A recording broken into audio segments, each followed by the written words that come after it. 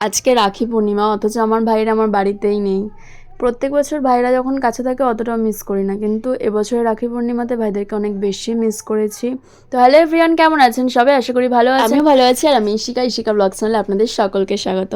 Guys, এটা আমার রাখি পূর্ণিমার একটা ছোট্ট ভ্লগ। রাখি পূর্ণিমার দিন তো আমার ভাইরা বাড়িতে নেই, ওদেরকে অনেক বেশি মিস করেছি, যেটা ভ্লগের প্রথমেই তোমরা শুনলে।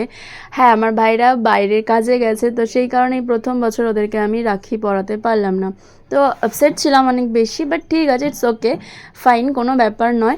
আজকে আমাদের বাড়িতে রয়েছে পূর্ণিমার পুজো, মানে রাখি পূর্ণিমা। তো একটা পূর্ণিমাটা খুব ভালো পড়ে, আর আমাদের বাড়িতে প্রত্যেক মাসে পূর্ণিমার পুজো হয়। তো আজকে ছোট্ট একটা আয়োজন করা হয়েছে রাখি পূর্ণিমার জন্য। তো আগের দিন রাত্রেবেলা থেকে আয়োজন শুরু হয়ে গেছে। মা কাজ দিয়ে ছুটি নিয়ে নিয়েছিল, তো আগের দিন বাড়িতে ঘেভার বানাচ্ছিল, মিষ্টি বানাচ্ছিল, নারকেল নাড়ু, তেলের পিঠে, ঘেভার, তো অনেক কিছু মা রাত থেকে আয়োজন করেছে। আর এই দিনকারে রাখি পূর্ণিমা দিন সকালবেলায় দুপুর টাইমটাতে আমার মা আর মাসি মিলে মামাকে রাখি পরানোর চেষ্টা করছিল। আমার মামা তো বাচ্চাদের মতন, তোমরা দেখলে বুঝতেই পারছো, মামা একদমই বাচ্চাদের মতন। তো সেই কারণে ও একদমই রাখি টাখি না, এইসব ব্যাপারে বোঝে না। তো মায়ের কাছ থেকে রাখি তো পরে নেয়, কিন্তু মাসির বেলাতে ও পড়তে চায় না, জানি না কেন, সেটা ভাই ফোটাতেও হয়। আর যতই বাচ্চাদের মতন হোক না কেন, নিজের ভাই নিজের কাছে সব থেকে সেরা হয়। তো সেই কারণে আমার মামা বাচ্চাদের মতন হলেও, আমার মামা অনেক বড়, তার পরেও বাচ্চাদের মতন, তো সেই কারণে কোনো ফ্যাক্ট করে না আমাদের কাছে। তো মা মাসি মিলে অনেক চেষ্টা করে ওকে রাখি পরানো, ভাই ফোঁটা দেবার। তো ও যতটা সম্ভব পসিবল ওর পক্ষে ততটাই ওর নেয়। এখানে তো মা অনেক কিছু আয়োজন করতে শুরু করে দিয়েছিল, মা একার হাতে সবটা করে। আর আমি সন্ধ্যাবেলা দুটো রাখি নিয়ে, তিনটে রাখি নিয়েছিলাম, একটা গণপতিকে দিয়েছিলাম, আর দুটো আমার দুই ভাইয়ের নামে সিংহাসনে বেঁধে দিয়েছিলাম। আর এখানে দেখো আমাদের কিন্তু সমস্ত কিছু আয়োজন শুরু হয়ে গেছে। আর আমার মা তো সিরিয়াসলি, মানে সুপার মাম। আর সিরিয়াসলি বলতে গেলে বাবা মারা অনেক বেশি, কি বলবো, অনেক এনার্জি হয় ওদের মধ্যে। হয়তো আমাদের এই এজে গিয়ে এনার্জি এতটাও থাকবে না, এখনই এত এনার্জি নেই, আর তখন কি করে থাকবে। আর আমাদের বাড়িতে অনেক কিছু আয়োজন হয়েছিল।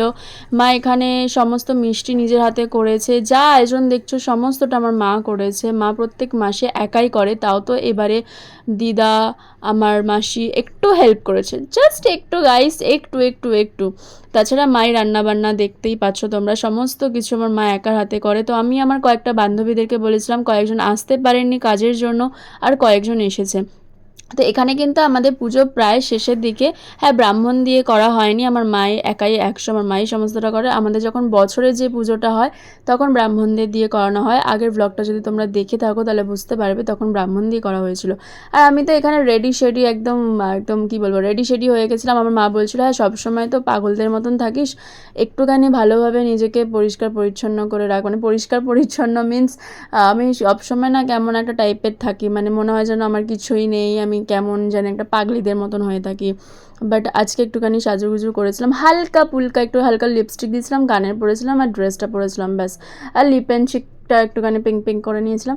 তো এখানে আমার বান্ধবীরা সবাই বসে গেছে, আর যে মুখটা ঢেকে আছে ও হচ্ছে আমার বান্ধবীর বোন হয়।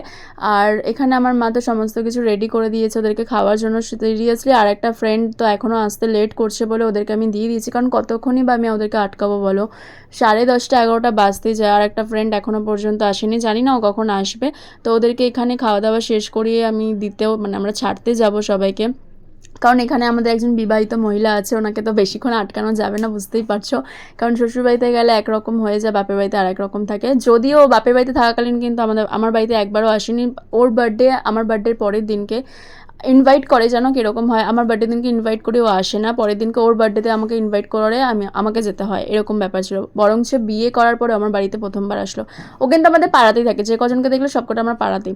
আরও কয়েকটা ফ্রেন্ড আসার কথা ছিল, বাট তারা কাজের জন্য আসতে পারেনি। তো আমি জানি না কেন হুট করে না আমার মাথাটা ভীষণ ঘুরছিল। তো ওদেরকে আমি দিয়ে এসে, মানে প্রেশারটা জাস্ট লো হয়ে গেছিলো আমার।